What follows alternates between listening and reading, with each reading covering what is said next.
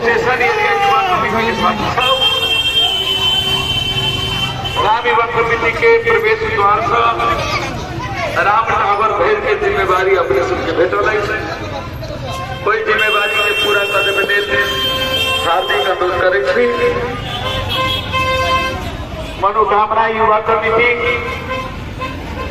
मुदगल के जिम्मा सौजन्य नाम का पप्पू किराना जे 8 लाख अभी मेरिट लागल से हुई अपने सबकी जिम्मेवारी जिम्मेवारी में बहुत सारे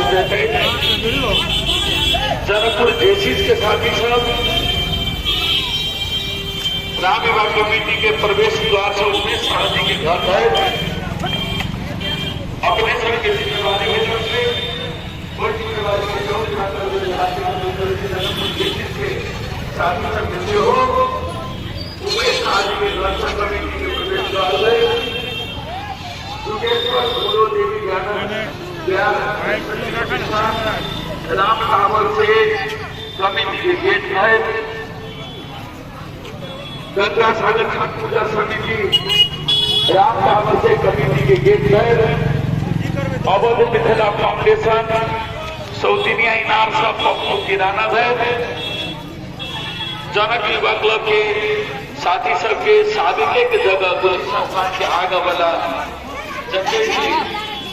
जगह है पार्क संलग्न शौचालय घर के जगह अपने से जिम्मा में बड़ी सदैव